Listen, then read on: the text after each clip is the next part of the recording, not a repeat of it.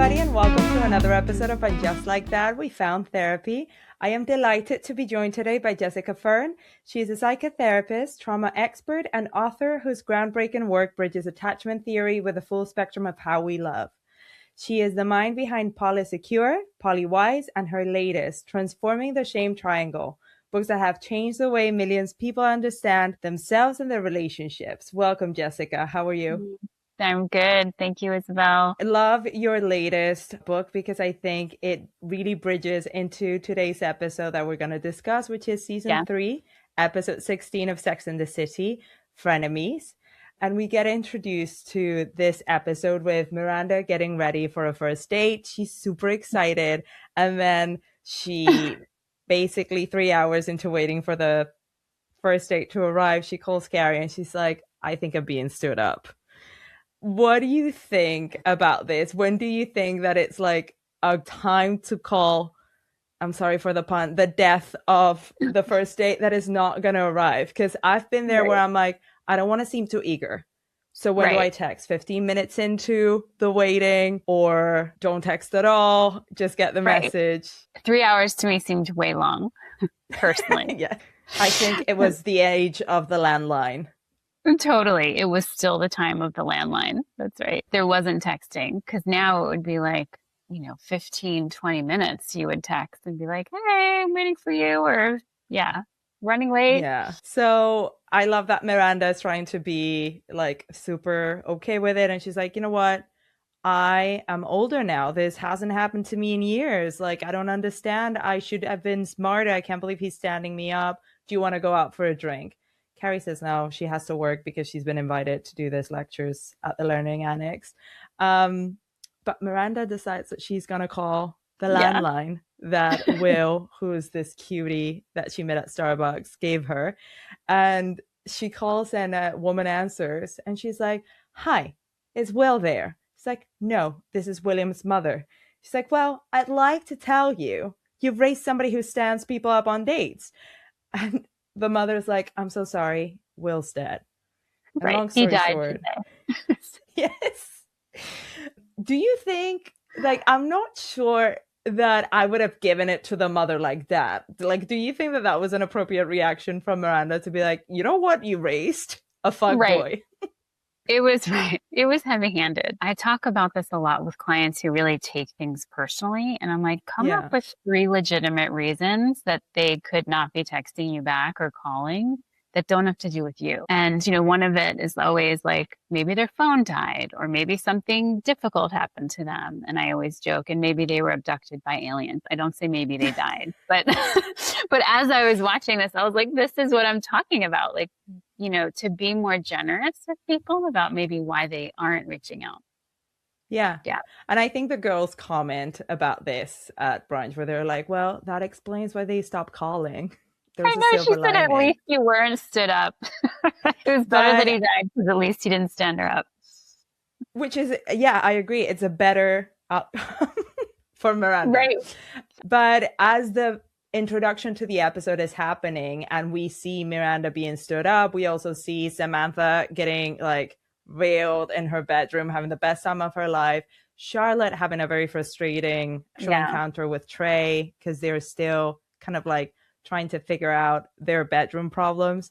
And they start talking about this at brunch as they all kind of agree that, like, kudos for not getting stood up. At least the dude is dead. And Charlotte starts opening up about the fact that, it's just not working out with Trey. And she starts saying like, oh, I just got so pent up. And like, I don't think she says horny, but she's saying horny. Right. And she's like, I almost masturbated. And Samantha's so cute. She's like, well, he almost got it up. You almost masturbated. Put together, you guys almost had sex. Right. But I'm very curious about what you think of Charlotte in this moment. Because like my heart broke for her for feeling so ashamed about masturbating next to her husband. Yeah, there's a lot that I felt. I felt disappointed or sad that, he couldn't get up. So then sex is just done. like that there isn't another option for them to be doing other stuff, for him to be pleasuring her, for him to be touching her. None of that seemed on the table. So she's really Yeah. left alone. And then, right, the shame that she would dare to touch herself, even though she has a husband or she's next to her husband. So, yeah, I also felt really sad for her. I love that And you also talk about all the other things that could have happened I think in there's a this. lot left out that they could have been exploring. Yeah. But I love that Samantha, as flippant as she can be when things are not the way that she expects them to be, because I think Charlotte says like, "Oh, he masturbates to like women with massive jugs and whatever," but like whenever it's me and we talk about sex with me, he cannot get it done. And Yeah. Samantha says is the Madonna-Whore complex. Do Yeah. you think that in this day and age, there's still some of that going on in the dating world? Absolutely. I wish I would say no. I mean, I think there is more like other options of maybe archetypes that women can be than just this binary of the Madonna whore. But literally in a session I had with a couple earlier today, it came up as a topic. And I knew we were going to talk. I didn't bring it up. They did. And I was like, here it is in a modern marriage. They're in an open marriage, and the wife is grappling with her desire, meaning that she then is a whore, even in a context where she has a husband who says, yeah, you can go explore your desire, not just with me, but even other people. And she had all this internalized struggle of, well, does it mean she's a whore? That is so interesting because I think that at least my generation got given this kind of like nirvana place where you're like, if you eventually find a partner that you trust and that you're comfortable with, then you can scrap all that and you can safely explore whatever it is that you want to explore because it is a safe place. And I Right. am very surprised to hear that even in a marriage where you've like not only have a safe partner, but like there's security, there's probably like, you know, you've fallen into a rut where you've seen so much of each other, there's still not that comfort to maybe explore without feeling that you might get like put a label of you're a bit too loose. Yeah, I think it still shows up where in dating too, where women like want to show that they're available and sexually available, but not too much. And this balance that they feel like, oh, I want to be sexy. And if I'm not sexy, I won't get them kind of thinking. Yeah. But then if I go too far, then I'm not actually like worth staying with. Yeah, what is it that they Not call it? Like a high value woman. right. Yeah. Yeah. And I think this ties in really well with Carrie's storyline because she gets invited to Yes. teaching this lectures at the Learning Annex where she's supposed to teach women how to meet men. And even when she tells Miranda on the phone, as Miranda's telling her, like, I got stood up, they keep referring to these women as desperate women. And Yeah. I'm very curious to know, what do you think of that? Because, like, I think I have a bit of that in me. Like, oh, I would never go, but it's okay if you go, if I'm really Mhm. honest. But Yeah. like, I thought it was so mean. To be calling these women desperate. Yes. Yeah, right. I think they're not actually it's such a judgment. It's such a put down that women are looking for partnership and connection. That doesn't make them desperate. Yeah. And Yeah, especially like, if it's not working out, try something else. And right, if that is the Learning Annex surrounded by other women, that to me sounds like a lot of fun, right. especially Yeah, knowing Carrie. But I really want to go into this scene because Carrie goes in there and like, as she's staying in almost every night working because she's been offered this lectures, it looks very half-assed what she does because she's like, oh wow, I am so like, what is it like, I feel like, what are you guys doing here? Well, you know, I've dated some men and you know there's been ugly, bad, and horrible, and I right. don't She's know dated what a to tell. million of them in the city. Yeah. And you know, they're right around the corner. They're Right. grabbing their coffee when you're grabbing your coffee. They're at the bookshop when you're grabbing that bookshop. And it's just like she introduces that trying to be cute, funny, self deprecating. And then there's like silence. Right. And they start asking questions like, how old are you? Are you Mm, married? Then why are we listening to you? right. What do you think about that kind of judgment that women have embedded in us, that we judge each other for kind of like getting some milestones at certain times, and the way that we treat each other when we don't? Right. Well, it's horrible to say the least, right? That to turn against each other in this way instead of be understanding or supportive, because, part of the love of the character of Carrie is that she doesn't want to be married and she's claimed that. And, the whole show is about, right, some of these women who are really living their best life. And there was such an appeal. I think that's why the show is so popular, is women Yeah. not needing to get married, so it was like, oh, interesting that they're like putting her down for that's coming through. And that she's Yeah. like less of an authority on relationships because she's not married. And that's not necessarily the case at all. No, it was such a carnage. But I think then Carrie goes back home and she starts writing about it. Like, is this true that I'm not getting wiser? I'm not learning any lessons. I'm just getting older and more confused, and I might die alone. What do you think about maybe dating when you're older? Because I'm in my mid 30s. I'm turning 37 soon. I'm still single. I feel like I've always wanted a partner, but Hmm. I don't feel excited at the thought of like leaving everything that I have, being single behind for what I've been offered so far. The bar is Yeah. low. The bar for others is low, or is it actually really high? I feel like men's effort to me has Uh-huh. been underwhelming. So I Yeah. feel like in Why my would you older give up years, your yeah, freedom in your life? yes. Yes. So how do you feel that maybe, do you think that women maybe become more cynical? Do we learn our lessons? Do we date better? I think a lot of women are cynical, and it's hard I don't want to put it on them though, because there's a lot of good reasons why they're cynical. Like, even still in the modern era, men are still not conditioned to be as relationally focused as women are and as attuned. I'm speaking in a generality, of course, but I do see it consistently that there's even in what you'd look at as oh, that's a really beautiful marriage, there's still those kind of gender imbalances that show up where a Yeah. woman wants the man to be doing more of the emotional labor. It's like, it's not just that women are cynical, it's that women are disappointed. Women are not overwhelmed by these great options.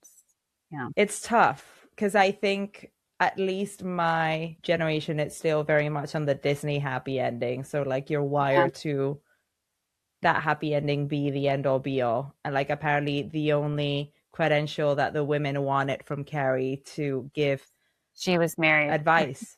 Yeah.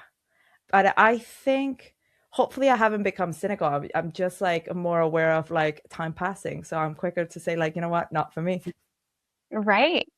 Well, it's not that long ago that women couldn't even have their own bank account without, unless they were married. So it's really, we're only talking about 40, 50 years ago. I think it's shifted that women didn't need men to survive in the world, in this Yeah. country at least, but in Yeah. many countries. So just how much that's changed the game, though, to not have to need a man to be okay and function and survive in the world.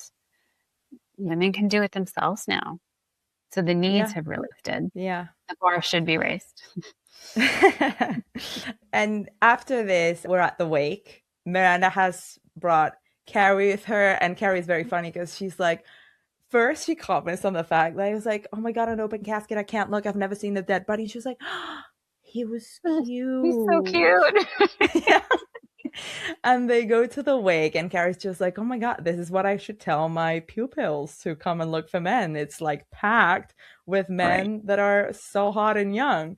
And they run into Jim, who is like this ex of Carrie's, and Miranda seems to be interested. And as Jim goes to grab drinks for them, Carrie's just like, don't do it. He's an Right. No. asshole. And Miranda's like, oh, but he seems nice. She's like, yep, that's what I thought. But like, let me tell you, it was all nice until it wasn't. And when it wasn't, asshole.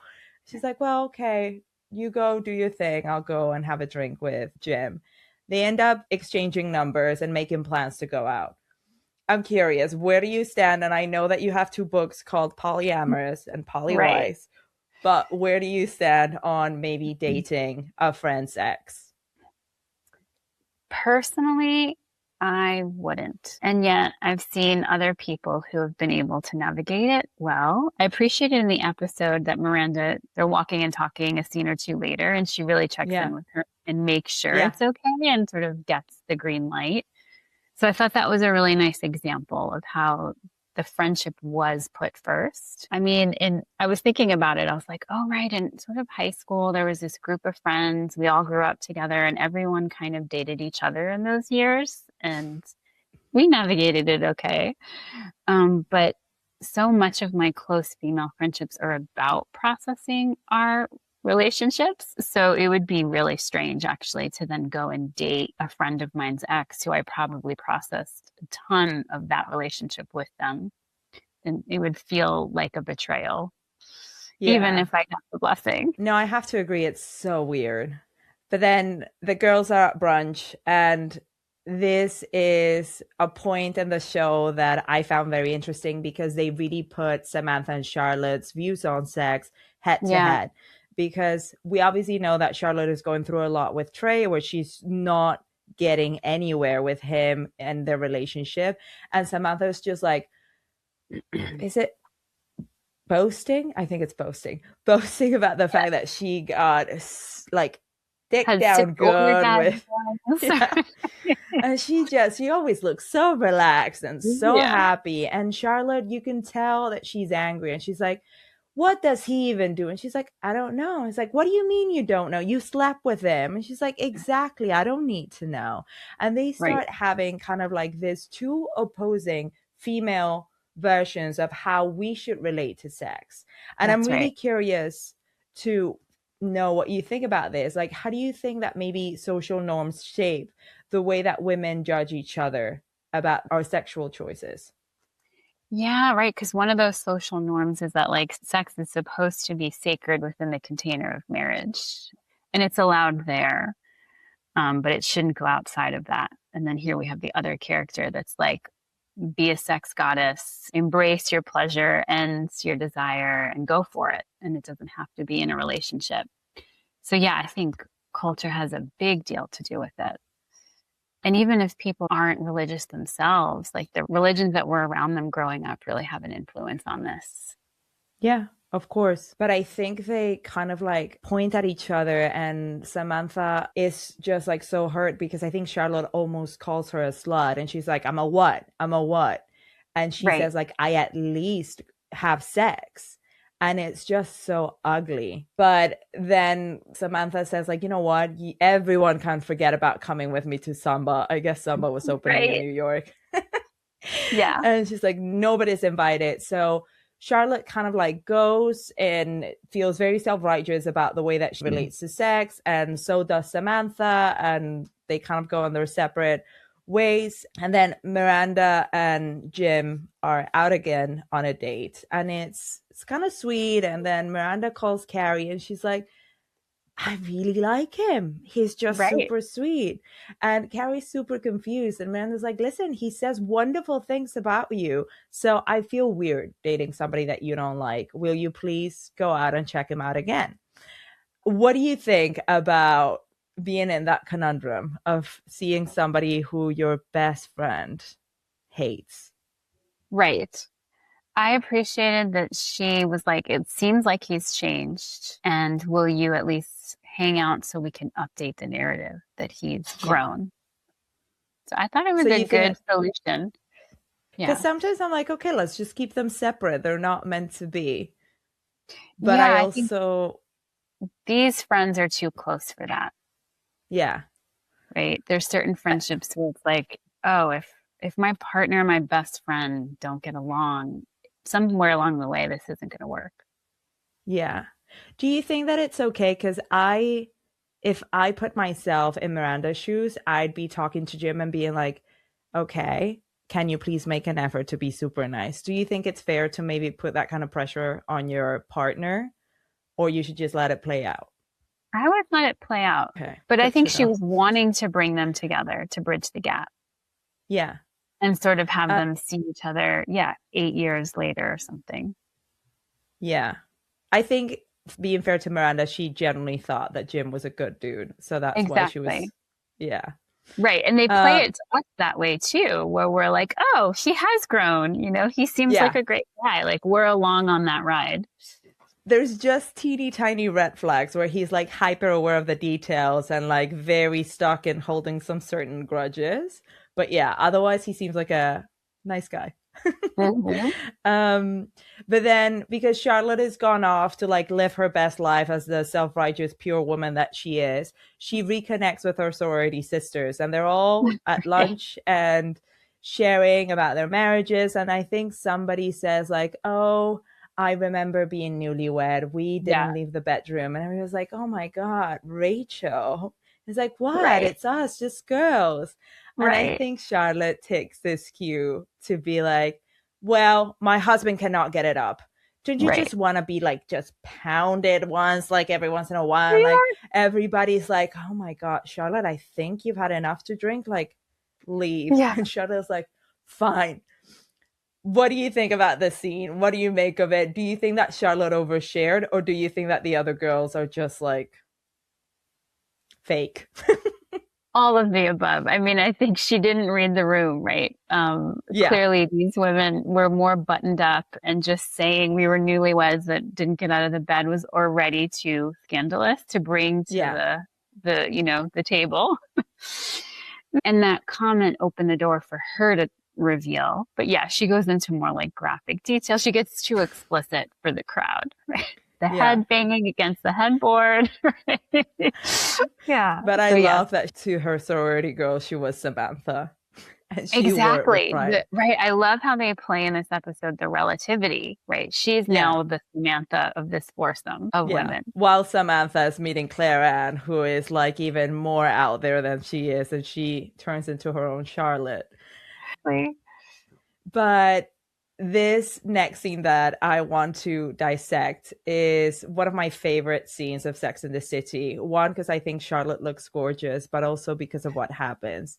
Charlotte went shopping with Carrie to get some sexy lingerie, and she literally says, I don't want to look like myself. I I want to don't be want to be somebody myself. else. Yeah. And she's wearing this kind of like see-through long dress, and Trey looks up, and I love that Charlotte again looks great, and Trey is like, what are you wearing? You're my wife, you're not like that, take it off.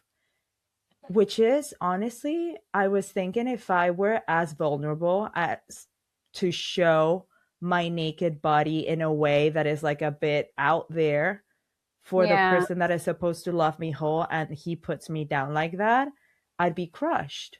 I know. Right. She took such a risk to sort of doll up and dress up for him. Yeah. Yeah. And he And shut. but I applaud her. This is the moments where Yeah. Charlotte is the best. She's like, fine. So she takes it off and she starts touching herself. And he's like, what are you doing? And at the beginning, you can see that he is like, this is not something that my wife would do. And then she says, I am touching myself. And she says something like, I'm your wife. I am sexual. I love you. Exactly. I loved that line. Yes. And they manage to have sex. But I'm curious to know, like, what do you think of this? Do you think that maybe Charlotte is doing too much of the heavy lifting in the relationship? Do you think that she was wrong to maybe take that approach to somebody who is like obviously so fragile as I think it was a good example of if you're trying to be someone else, it doesn't work. Like he right? wasn't even though she looked gorgeous and she's in this super sexy see-through dress and her nipples are coming through and she's got red lipstick on, her hair's done, but it wasn't authentic. And so it didn't turn him on. And then she takes it off and she really actually reveals herself. And then for the Yeah. first time, we see her own pleasure by touching herself, which we have not seen in this dynamic. Like it's all about him and what's happening and not really about her desire and pleasure. So it's like, I saw it as like, oh, she just woke up in that moment in her own eroticism. Yeah. You're not. She's showing the true sexual self, not the Yeah. performance. She was trying to perform something before. Yeah.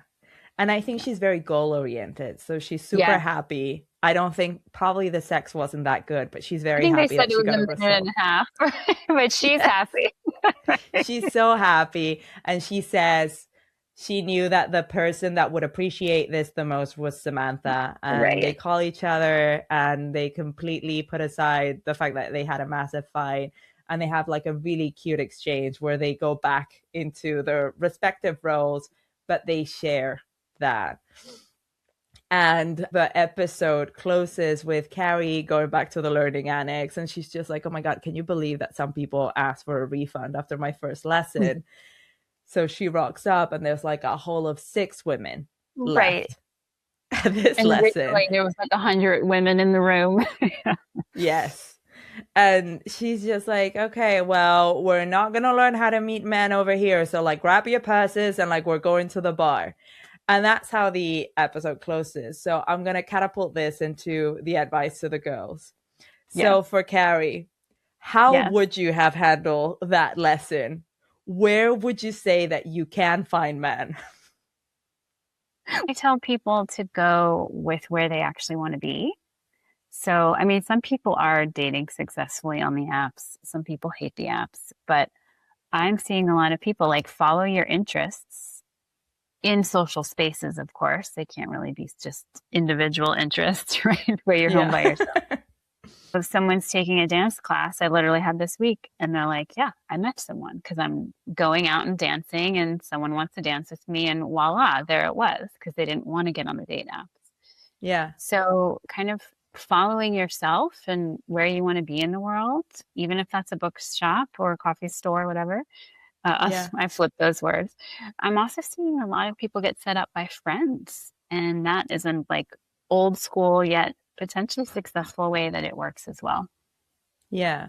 I think I've Yeah. seen a lot of like fatigue from dating apps. And I used to hear the Yes. like, pick up a hobby that you're interested in and like that's how Yeah. you I used to think like that's bullshit. But actually because I work from home and I spend a lot of time alone, Mhm. the one Yeah. place where I've found my past boyfriend slash flings has been like the only other place that I go to, which is the gym. So Yeah. it's true. And Yeah. it needs to be something that you really enjoy because I think then you keep going. And then they Yeah. also see you through the lens of like, okay, this is who she is when she's in her element. That's right. Yeah. Okay. What about Charlotte? How would you maybe tell a client to overcome the Madonna-Whore complex?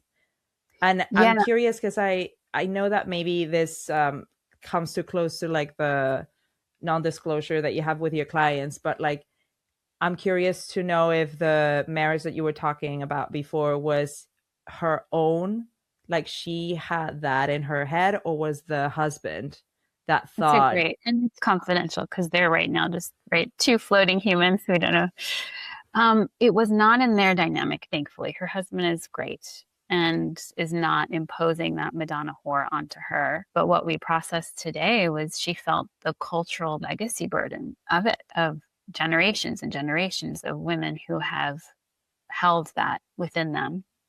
yeah, And so it's internalized in her as shame, but we were placing it, it didn't start with her. It started way beyond her. And it was really helpful for him to see that and go, oh, right, this is bigger than just you and me, and maybe you going on a date with someone else. It's a social, cultural thing that's been going on. so what do you think are like a few steps that you can take towards maybe feeling more comfortable? Is it just a matter of like just going out there and doing the things and like slowly your mind will catch up? Or do you think that there's some things that you can do like background work to get to that place faster? Yeah, absolutely. I love doing parts work, internal family systems with people. So looking at the parts of you that are holding the shame and working to heal them and unburden them, that will go tremendously far. And then also the parts of you that are excited about sex or dating or like the lover sides of you and letting those come more into the center. So that's usually the work that I'm doing with people. And then surrounding yourself by other women in this case that share those values, that aren't going to be shaming or policing of you. I think that's a great point, because I do think women always understand other women's background more than anyone. And once Yeah. you feel them uplifting you, I think there's tremendous magic and power in it. Yes, exactly. Okay, what about Samantha? Do you think that she was being insensitive when sharing in front of Charlotte? And how couldn't you remain close with a girlfriend that maybe has such a different opinion and a way to relate to sex than you have? Yeah, I don't think she was being insensitive because I feel like she didn't know what was going on so much with Charlotte. And it almost felt like a lot of that tension in the episode was because Charlotte was kind of envious. Like, I think if Yeah. Charlotte wasn't having issues with Trey, she probably would have just been delighted in Samantha being Samantha. And I think that's a lot of the competition between women, unfortunately, is some version of that. It's like, oh, you're getting it and I don't have it, so I'm pissed. But we don't want to say Yeah. it that way because it seems Yeah. petty. Yeah, so we make it about a bigger thing of right and wrong. Yeah, so I thought Samantha was fine, actually. I mean, I don't remember if she was empathetic or not to Charlotte. I Yeah, think she, she was, yeah, but she got so hurt when her friend, who knows her inside and out, almost called her a slut. That's exactly. when she went below the belt. That's right. And then told everyone they couldn't go to salsa or she couldn't go to salsa. Salsa, Yes. whatever. That's right. I love that she held that over everyone's head. Yeah, right. Um, She had some leverage. okay, and finally, Miranda, do you think her judgment was clouded and also her standards because she got a bit of like this scarcity mentality once her date passed away? Yeah, I think so. I think she was feeling really bummed that she had this potential of a great guy and then he died. And then she kind of took the next guy that showed up, even though she was warned about him. And I think a Okay. common thing that, like, women, I ask women a lot, I'm like, do you actually like him or you just like that he likes you? What do you think Like, is a good way to tell the difference? like if you're sitting across the table from a man or a potential partner, you know, like, do you actually respect who you see? You actually have even like, oh, I'm feeling a sense of admiration or excitement about who they are, Yeah. which is different than, oh, it feels really good to get attention. It feels good that they might be adoring of me, but do you actually like who they Yeah. are? Yeah. Yeah. I mean, I can't be in something just because somebody likes me. I need a bit of like the pull, which sometimes looks like a roller coaster. So that's my Yeah. But Jessica, that's it for the episode. Thank you so much for coming on. I would love for you to tell our listeners what you're working on, that you're excited, any courses, the latest book that you want to talk about. Yeah, my latest book is Transforming the Shame Triangle, and my co-author is David Cooley. We're actually doing an 8-week course right now that's live on the book, and we'll probably be doing some version of it later this year, as well as some in-person offerings to really go deep into those inner parts. So people can see any of that sort of on my website, jessicafern.com. I'll plug it in the show notes. Great. Yeah. Thank you so much, Jessica. I'll see you soon. Thank you. Thank you so much for tuning in to another episode of And Just Like That, We Found Therapy. If you loved it, follow the podcast, leave a 5-star review, and send this episode to somebody who needs it. It really helps the show.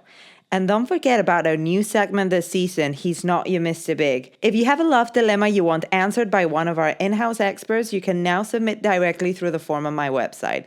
The link is in the show notes. Or if you prefer to keep it personal, slide into my DMs on Instagram at WeFoundTherapyPod. See you at our next therapy session. I love y'all. Bye.